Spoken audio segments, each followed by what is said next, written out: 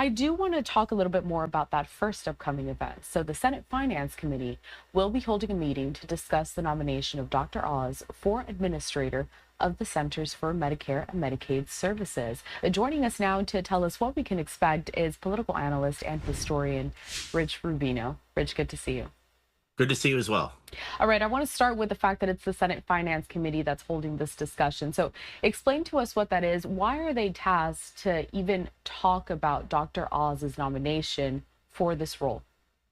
Yes, and they basically are in charge of this as well as the Social Security Administration, for example, and that's kind of where their jurisdiction, if you will, really is. The chairman is Mike Crapo, a congressman, a senator from Idaho. The ranking member is Ron Wyden, a Democrat from Oregon, and basically it's very much of a partisan committee with a partisan makeup, meaning that the chances are that the doctor will probably sail through the committee, probably on a party line vote, then go to the United States Senate. And when he goes to the United States Senate, it'll be interesting to see if any dissident Democrats vote with the Republicans. Right now, the Republicans obviously have a majority, not only on the committee but in the entire United States Senate. So the chances are, if it's a party line vote, that he will probably pass. There are some questions. Josh Hawley of Missouri has questioned his views on abortion, saying that and transgender issues, saying that he was perhaps too liberal on those issues. Josh Hawley is someone very much conservative from Missouri. So those of you, that's only the one I would really think that there might be some potential question on in the United States Senate in terms of whether he'll be confirmed. And I want to stay with more of these committees because throughout this entire process that we have seen several more leaders kind of take effect within the Trump administration. We've seen several of these committees, subcommittees hold these hearings, hold these considerations. Can you give us a little bit of a breakdown of these different groups that are, as you said, tasked with discussing all of these? What makes them specific to, let's say, these different roles within the administration? So basically, it's interesting. The Senate Foreign Relations Committee, for the most part, is an educational committee. They don't really, for example, propose legislation. The Senate Foreign Relations Committee, rather, is more educational about what the United States, particularly what the executive branch is doing with respect to United States foreign policy. But they do have some confirmations, and the biggest confirmation they have is the United States Secretary of State. By the way, and then what they do, by the way, is that, and this happens in all committees, in order for somebody to get to the floor, meaning to get to the United States Senate to have a vote by all 100 United States senators, they first have to start with the committee. For example, the Secretary of Defense nominee, so the president nominates somebody for an issues for Secretary of Defense, for example, then the Armed Services Committee basically interviews him, and then if the Armed Services Committee passes even by one solitary vote, then it goes to the United States Senate. The United States Senate votes for or against, up and down vote on that nominee. The same thing with the Treasury Secretary. Goes to another committee, Agriculture Committee, for example, interviews the potential Secretary of Agriculture. Veterans Affairs, the Secretary of Veterans Affairs goes through that committee, and then you have a litany of lower level sub-cabinet positions that are also presidential appointed. And then once those people go into power, for example, Secretary of State, Interior, Treasury, those secretaries then appoint people who do not need Senate confirmation to the more lower level positions. But there are many positions that do need Senate confirmation. And in terms of Dr. Oz, it's basically, this is for the Centers for Medicaid and Medicare, which controls an elephantine budget, $1.5 trillion budget, and it still is secondary to the Health and Human Services. The Department of Health and Human Services, which Robert F. Kennedy Jr. will essentially be his boss, has already been confirmed. But that's basically kind of how what the composition of the confirmation process is.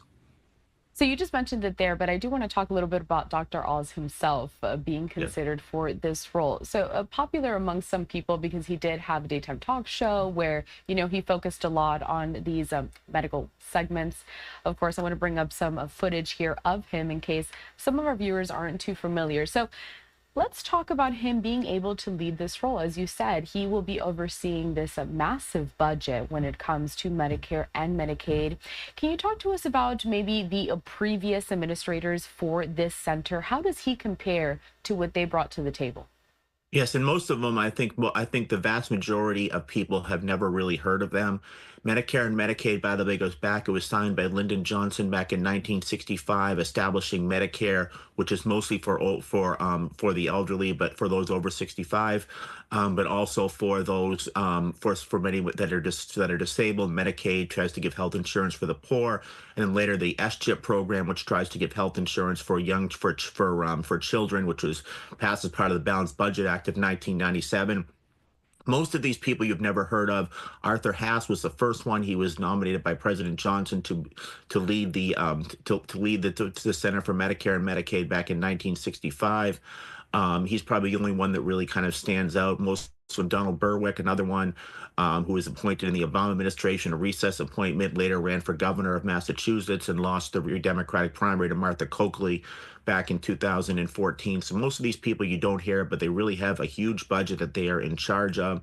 If you think about it, the Department of Defense is only half the budget of Medicare and Medicaid. And then Social Security, by the way, as they're oftentimes amalgamated. You say your Social Security, Medicare, and Medicaid, but Social Security is actually it has a separate department, and they have a separate confirmation hearing, so they're completely separate from Medicare and Medicaid. But they both have to go through the Senate Finance Committee, and the Senate Finance Committee has the say as to whether or not it will go to the floor. You know, Rich, for the last several weeks, we have been covering several protests from Democratic lawmakers when it talks about these cuts, these proposed Yes. cuts to Medicare and Medicaid, led by the Department of Government Efficiency, led by Elon Musk. Republicans are saying that they're really for Medicare and Medicaid, and they are not going to be taking away all of these benefits from several of their constituents. I think it would be worth it maybe for you to explain to our viewers why it's so important to even watch for who's going to be leading this centers for Medicare and Medicaid, and what really is happening out there within the political realm regarding that discussion. Yes, and this is certainly it's a position that's very much understated. You very rarely hear about the director, for example, or for that matter, Social Security as well. But they have a huge budget, and they really are responsible for a lot of policy in the United States, for promoting it, for working with the president. Sometimes they spend a lot of time on Capitol Hill. For example, when they were trying to get the Medicare Part D under President George W. Bush, this director of the Center for Medicare and Medicaid, basically his almost entire job was going on Congress and trying to lobby for it, trying to institute it, and for that matter, trying to almost transcribe the legislation the way that he would want it. So it is a very important position. It is a very important position. Obviously, when it comes to Secretary of State, Secretary of Treasury, even Secretary of Interior, you hear a lot more about those positions. But this is something that obviously is very important. And then, Rich, finally, because it does seem that it's almost never ending when we hear all of these nominations, these confirmation hearings. What do you really have your eye on going forward? Today, of course, it will be for Dr. Oz, but what can we expect within the next several weeks? And more importantly, when are we going to be done? um, the one I would watch for is Mike Huckabee, the former governor of Arkansas, will be the nominee for ambassador to Israel. He's made some statements that I think some on the Democratic side may say that may say for Mike Huckabee when they try to go after his record, that perhaps he's made some statements by calling, for example, the territories of Gaza, the West Bank, Judea, and Samaria. So that would be something that would be very interesting to see how he's also somebody who is a very formidable figure and also has a very jovial personality. So that would be one that I would definitely be watching. But ambassadors usually kind of come after the main players, which are Secretary of State, Secretary of Treasury, Secretary of the Interior, and then eventually you get some more sub-cabinet officials. But if you think about it, there are many ambassadors around around the world to countries that very few people have very much to do with or have even heard about. But they all have to go through the United States Senate, and it's a blessing in terms of Donald Trump, I think, that he has a United States Senate that is controlled right now by his own party. It would not be a blessing for him if the Democrats controlled it. That would mean that they would have more power, and then if they were in unison in the committee, they could vote out that person, meaning that the person would not necessarily go to the United States Senate floor. And then, Rich, actually, later on today, we are going to be seeing the Senate Foreign Relations Committee also holding their hearing on that nomination for Mike Huckabee to be the ambassador to Israel. So thank you so much for bringing that up. Rich Rubino, political analyst and historian. Always good to talk to you here at Live Now from Fox. No doubt many more political headlines coming out throughout the next several weeks. So we'll talk to you then. Indeed. Look forward to it.